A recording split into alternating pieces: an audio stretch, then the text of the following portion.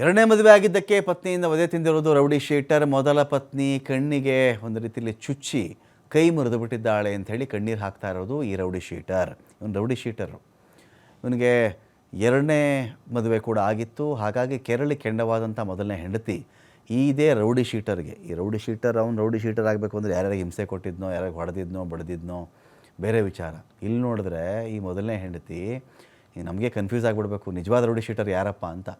ಈ ಬೇರೆ ಬೇರೆ ಥರ ಈ ಮಾರಕಾಸ್ತ್ರಗಳು, ಒಮ್ಮೆ ಕೈನಲ್ಲಿ ಮಚ್ಚು ಬರುತ್ತೆ, ಇನ್ನೊಮ್ಮೆ ಕತ್ತಿ ಬರುತ್ತೆ, ಇನ್ನೊಮ್ಮೆ ಯಾವುದೋ ಮೊಂಡು ಮಚ್ಚು ಬರುತ್ತೆ, ಈ ಥರ ಏನೇನೋ ತೋರಿಸ್ಕೊಂಡು ರೀಲ್ಸ್ ಮಾಡಿ ಆನಂತರ ಚೆಕ್ ಮಾಡಿಕೊಂಡ್ರೆ ಇದರಲ್ಲಿ ನೋಡಿ ಈ ಚಾಕು ನೋಡಿ, ಈ ಚಾಕು, ಇನ್ನೊಂದು ಯಾವುದೋ ಕತ್ತಿ, ಇನ್ನೊಂದು ಯಾವುದೋ ಮಧ್ಯದಲ್ಲಿ ಮಚ್ಚು, ಈ ಮೂರು ಥರದ್ದು ನೋಡುತ್ತೆ ಮಾರಕಾಸ್ತ್ರಗಳು ನೋಡಬಹುದು ನಾವಿಲ್ಲಿ. ಇವನು ಈಗ ಒಂದು ವಿಷಲ್ ಬರುತ್ತಲ್ಲ, ಇವನು ನೋಡಿದ್ರೆ ಇವನು ನಿಜವಾದ ರೌಡಿ ಶೀಟರ್. ಇವನಿಗೆ ಮೊದಲನೇ ಹೆಂಡತಿ ಆಕೆ. ಇವನ ಬಳಿ ಬಂದು ಗಲಾಟೆ ಮಾಡಿದ್ದಲ್ಲದೆ ಇವನ ಕಣ್ಣಿಗೆ ಆ ಚಾಕುವಿನಿಂದ ಚುಚ್ಚಿ ಇವನಿಗೆ ಮರಣಾಂತಿಕವಾಗಿ ಗಾಯಗಳನ್ನು ಮಾಡಿ ಅಲ್ಲಿಂದ ಪರಾರಿಯಾಗಿರೋದು. ಮೊದಲ ಹೆಂಡತಿಯಿಂದ ಏಟು ತಿಂದ ಮೇಲೆ ಇವನು ಮೊದಲೆಲ್ಲ ಒಂದಷ್ಟು ಪ್ರಕರಣಗಳಿಗೆ ಸಂಬಂಧಪಟ್ಟಂತೆ ಪೊಲೀಸರಿಗೆ ಚಳೆಹಣ್ಣು ತಿನ್ನಿಸ್ತಾ ಇದ್ದಂತೆ. ಇವನು ಯಾವುದೋ ಪ್ರಕರಣದಲ್ಲಿ ಸಿಕ್ಕಾಕೊಂಡ, ಜೈಲಿಗೆ ಹೋಗಿದ್ದ, ಜೈಲಿಂದ ಬಂದ. ಸೈಯದ್ ಅಸ್ಗರ್ ಅಂತ ಇವನ ಹೆಸರು. ಏಟು ತಿನ್ಕೊಂಡು ಆಮೇಲೆ ಪೊಲೀಸರ ಬಳಿನೇ ಬಂದಿದ್ದ. ನೀವು ನ್ಯಾಯ ಕೊಡಿಸಿ ನನಗೆ, ಹಿಂಗೆ ಮಾಡಿಬಿಟ್ಟಿದ್ದಾಳೆ ಇವಳು. ಗಾಂಜಾ ಪೆಡ್ಲಿಂಗ್, ಕಳ್ಳತನ ಅಂತ ಪೊಲೀಸರನ್ನ ಎಮರಿಸ್ತಾ ಇದ್ದ ಇವನು ಒಂದು ಕಾಲದಲ್ಲಿ. ಕೊನೆಗೆ ಪೊಲೀಸರನ್ನೇ ರಕ್ಷಣೆ ಕೊಡಿ ನನಗೆ ಅಂತ ಇವನು ಜೆ ನಗರ ಠಾಣೆಗೆ ಬಂದು ಕಂಪ್ಲೇಂಟ್ ಮಾಡಿದ್ದಾನೆ. ಸೇರಿಕೊಂಡು ಎಲ್ಲ ಹೊಡೆದಿರೋದು. ಯಾರು ಹೊಡೆದಿರೋದು? ನಮ್ಮ ಮಿಸಸ್ಸು, ಅವರ ತಂಗಿ ಗಂಡ, ಅವ್ರ ತಾಯಿ, ಅವ್ರ ಮನೆಯವರು, ಲೇಡೀಸ್ಗಳೆಲ್ಲ ಸೇರಿ. ಯಾವಾಗ ಆಗಿದ್ದು? 3ನೇ ತಾರೀಕು. 3ನೇ ತಾರೀಕು. ಏನಾಗಿತ್ತು ಆ್ಯಕ್ಚುಲಿ ಅವತ್ತು? ಸ್ವಲ್ಪ ಡೀಟೇಲ್ ಆಗಿ ಹೇಳ್ತೀರಾ? ಕರೆದ್ರು ಸರ್ ಮನೆಗೆ. ನಾನು ಚಿಕ್ಕ ವೈಫಲ್ ಹತ್ರ ಇದ್ದೀನಿ, ಬರ್ತಾ ಇಲ್ಲ, ಅವ್ರು ಹಂಗೆ ಮಾಡ್ತಾವ್ರೆ ಅಂತ ಬಿಟ್ಬಿಟ್ಟಿದ್ದೀನಿ.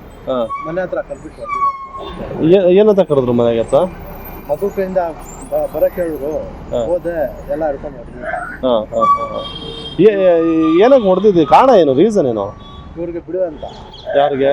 ಮಿಸ್ಸಾಸ್ಗೆ ಬಿಡಿ ಅಂತ. ಎರಡನೇ ಮಿಸ್ ಆಗಿ. ಯಾಕಂತ ಏನೋ ಹೇಳ್ತಿಲ್ವಾ ಸ್ಟೇಷನ್? ನೆನ್ನೆ ನೀವೆಲ್ಲ ಬಂದಿದ್ದಕ್ಕೆ ರೆಸ್ಪಾನ್ಸಿಬಲ್ ತಗೊಂಡಿದ್ದಾರೆ. ಎಫ್ಐಆರ್ ಮಾಡಿದ್ದೀವಿ, ನಾವು ಏನು ಹೇಳೋದು ಇವತ್ತು ಕೊಡ್ತೀವಿ, ಎಫ್ಐಆರ್ ಕಾಪಿ ಬನ್ನಿ ಅಂತ ಇವತ್ತು ಹೇಳಿದ್ದಾರೆ. ಅದಕ್ಕೋಸ್ಕರ ಏನು ಆ್ಯಕ್ಚುಲಿ ಏನಾಗಿರೋದು ಮೇಡಮ್ ಇದು? ಇವರು ನನ್ನ ಮನೆಗೆ ನಂಗೆ ಮದುವೆ ಆಗಿದ್ರು. ಮದುವೆ ಆಗಿದ್ಮೇಲೆ ಒಂದು ಮಗು ಆಯಿತು. ಆ ಮಗುನ ಸಾಯಿಸೋಕೆ ಪ್ರಯತ್ನ ಮಾಡಿದಾಳೆ ಚಿಕ್ಕ ಮಗುನ.